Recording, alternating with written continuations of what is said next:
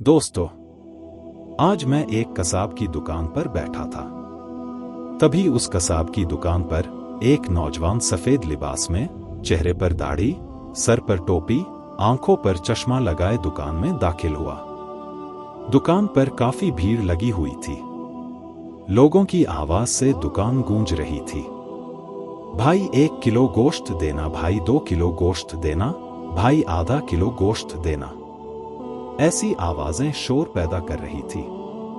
उस दुकान में इन्हीं आवाजों के बीच जैसे ही वो नौजवान दाखिल हुआ, दुकान में कसाई ने सारे ग्राहकों को छोड़कर उस नौजवान से पूछा, क्या चाहिए भाई आपको?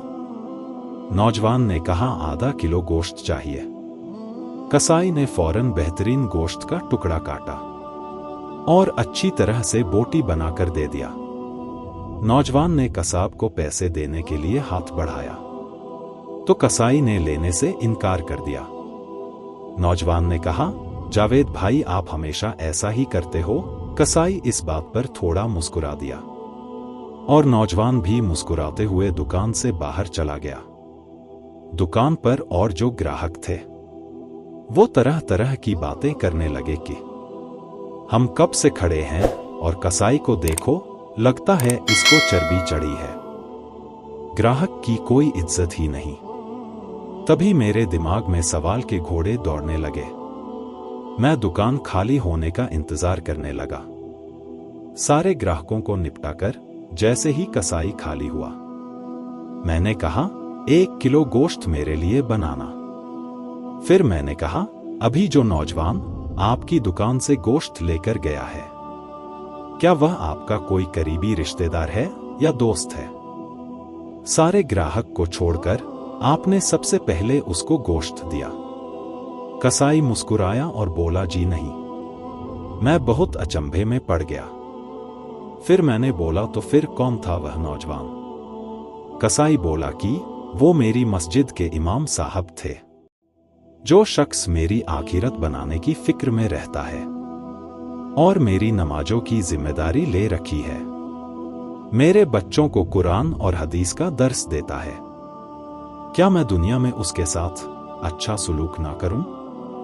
मैंने कहा, ओह अच्छा, मगर तुमने पैसे क्यों नहीं लिए?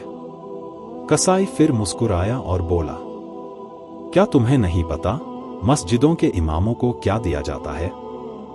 कितनी तनख्वाह है उनकी? इतने का तो साहब आप लोग महीने भर में सिगरेट पी जाते हो। मैं सोचने लगा, वाकई बात में तो दम है। कसाई फिर बोला, साहब ये हमारी कौम का खजाना है, इनको बचाना हमारी जिम्मेदारी है। बाजार के तमाम दुकान वालों ने मिलकर एक फैसला किया है कि मौलाना साहब से कोई पैसा नहीं लेगा। सिर्फ मैं ही नहीं, यह बाल दाढ़ी की दुकान वाला नाई, राशन की दुकान वाला, वह टेलर मास्टर, यह डॉक्टर साहब, वह मेडिकल वाला, दूध वाला, सब्जी वाला, कोई उनसे पैसे नहीं लेता। भाई इतना तो हम कर ही सकते हैं। और फिर मुस्कुरा कर कहने लगा, साहब आधा किलो गोश्त के बदले जन्नत, मुनाफे का सौदा है। यह लो जी आपके गोश्त की थैली, उसने कहा। और मैंने पैसा कसाई की तरफ बढ़ाया और कहा, पर भाई मैं तो नौकरी करता हूं, काश मैं भी इस तरह का कोई बिजनेस करता। तब कसाई ने मुझे इशारा करते हुए कहा, बहुत आसान है, उस सामने वाली दुकान में मौलाना साहब ने अपनी साइकिल बनाने के लिए दिया है। सबक दोस्तों, इस स्टोरी से आपको ये समझ आया कि हमारी मस्जिदों के इमाम साहब या मुअज्जिन साहब की तनख्वाह बहुत कम होती है। अक्सर देखा और सुना गया है कि कहीं कहीं पर इमाम साहब की इतनी कम तनख्वाह होती है कि उन अल्लाह के बंदों को अपने बच्चों का पेट पालना भी मुश्किल हो जाता है। तो दोस्तों, हम सबको चाहिए कि हमसे जितना हो सके हम उनकी मदद करें। अल्लाह की रजा के लिए आखिरकार वो भी तो हमारी मदद करते हैं, हमसे आखिरत की तैयारी करवाते हैं, हमें नमाज पढ़ाते हैं।